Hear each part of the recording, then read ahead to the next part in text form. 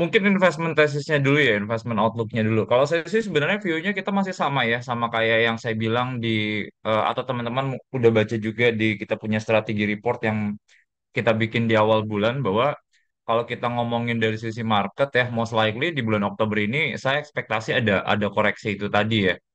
Dan di minggu lalu pun kita juga udah state juga bahwa kita masih ada lihat ruang koreksi ini dari posisi sekarang gitu ya. Sebenarnya apa sih concernnya dari sisi market ya in overall? Mungkin kita start dari globalsnya dulu ya. Globals tuh emang moodnya kan lebih nggak terlalu bagus ya kalau teman-teman cek data yang kayak S&P 500 itu nggak terlalu bagus. Jadi share price tuh turun ya. Jadi kenapa kayak dari sisi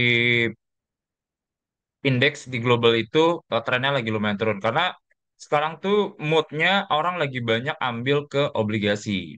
Karena yang kayak pernah kita bilang tuh bahwa kalau kita ngomongin dari sisi aset yield, imbal hasil saham itu nggak semenarik obligasi di posisi sekarang.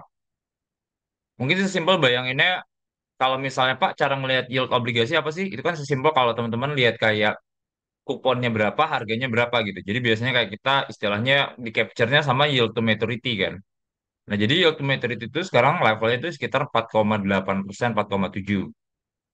Nah, kalau kita lihat kayak di global, ngitung yieldnya gimana? Nggak ada indikasi pasti. Dividen belum pasti juga, karena ada penurunan harga.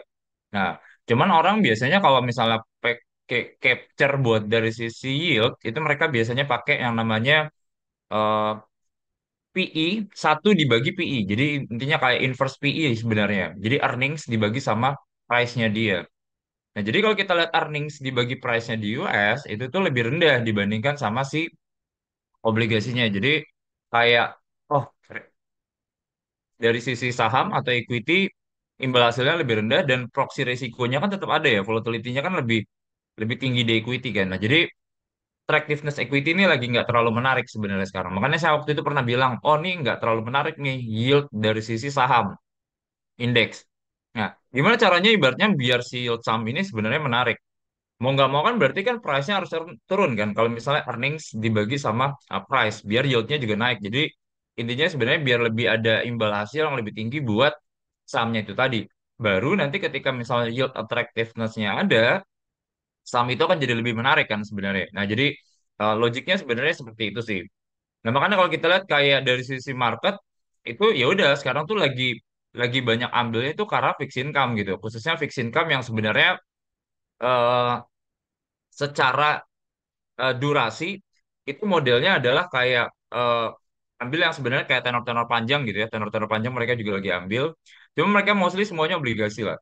Domestik pun sebenarnya moodnya sama ya, moodnya juga sama gitu. Jadi kalau saya kayak coba ngobrol gitu ya sama eh, teman-teman di aset manajemen atau teman-teman yang sebenarnya kelola dana-dana besar gitu kayak contohnya BPJS, Taspen, mereka lagi heavy banget semuanya ke obligasi gitu karena ngasih return yang sebenarnya tuh lebih sustain ya, bukan sustain, lebih certain di posisi sekarang tuh lebih pasti sebenarnya dengan mereka kayak hold di yield to maturity-nya itu tadi. Cuman entry point-nya kan beda-beda ya karena kalau kita lihat kan ada yang investor masuknya udah masuk gitu ya, walaupun sebenarnya sekarang kan yield kan lagi naik. Kalau yield lagi naik kan berarti kan kayak translasinya adalah kayak biasanya itu ada investment loss gitu karena translasinya kan berarti kan harga suatu aset atau obligasi kan turun gitu. Cuman long term gain-nya kalau mereka kayak pegang sampai hold to maturity mereka nggak terlalu pusing masalah dari sisi capital loss atau capital gain-nya itu tadi karena mereka pegangnya sampai maturity itu sebenarnya. Nah, jadi itu yang saya sebenarnya sih masih ngelihat kalau dari sisi posisi sekarang itu pressure kayak itu equity itu masih ada. Jadi selalu sama sih ya bahwa kalau misalnya ada equity pressure di US pasti Indonya juga kena gitu. Jadi karena simple sebenarnya kayak modelnya kan kita terkonek kan maksudnya yang global index sama indeksnya Indo gitu. Jadi melalui misalnya mekanisme ETF dan lain-lain. Nah, jadi itu menurut kita jadi concern. Kedua, sebenarnya yang mungkin saya pernah share juga gitu ya. Bahwa kan kalau misalnya dari sisi market itu nggak terlalu appreciate misalnya terkait dengan kayak kenaikan suku bunga dan most likely itu kemarin kan kita ada adjustment dari sisi suku bunga ya naik 25 basis point which itu bisa dibilang market juga kayak lumayan kaget gitu surprisingly. Karena dari semua ekonom yang ada di pasar modal cuma satu yang bilang ada kenaikan suku bunga satu satu kali 25 basis point. Sedangkan semuanya bilang itu stay di 5,75. Nah, moodnya sekarang gimana Pak sebenarnya? Nah, kalau di US itu kan sebenarnya concernnya masih sama. Higher for longer itu tadi. November naikin suku bunga, nanti baru 2024 nurunin suku bunga. Cuman pun itu turunin suku bunganya juga nggak sampai 4 kali, cuman sampai 2 kali doang. Indonesia most likely juga moodnya sama. Bahkan sekarang tuh yang dari sisi ekonom udah kayak take into forecast sekarang itu adalah potensi kenaikan lagi 1 kali suku bunga sampai ke level 6,25%. Nah, jadi itu yang sebenarnya kayak ya, investor tuh masih agak-agak lumayan worried sebenarnya.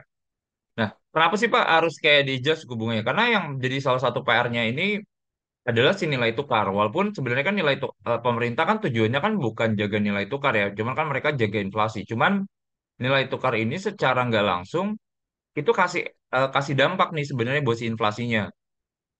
Bayanginnya sebenarnya kayak eh, rupiahnya melemah gitu ya, kita import barang jadi lebih mahal.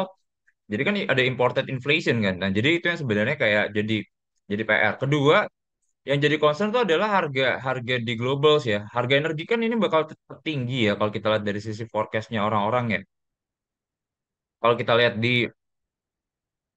tahun depan pun bahkan masih diprediksi masih rata-rata 1 tahun tuh 84 US dollar nih dari sisi harga minyaknya itu tadi. Sama yang jadi concern itu adalah harga beras. Karena kalau kita lihat ini harga beras itu most likely itu ya, bakal naik gitu ya. Bakal naik kayak most likely itu range ekspektasinya 20 sampai 25%. Segede apa sih Pak kontribusi beras gitu ya terhadap kayak indeks basketnya? Kontribusinya sebenarnya itu kalau kita lihat kan nggak sebesar energi sebenarnya, cuman lumayan besar 3,3%, 3,5 sampai 3,5%. Nah jadi kalau misalnya itu kayak naiknya 25%, itu dampak ke headline inflation-nya tuh akan kerasa banget.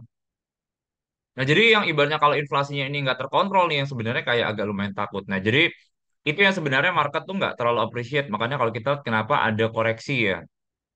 Nah jadi itu ya gambarannya ya teman-teman ya. Oke, mungkin sektoral play-nya gimana ya, sektoral play-nya ya. Jadi yang saya lakukan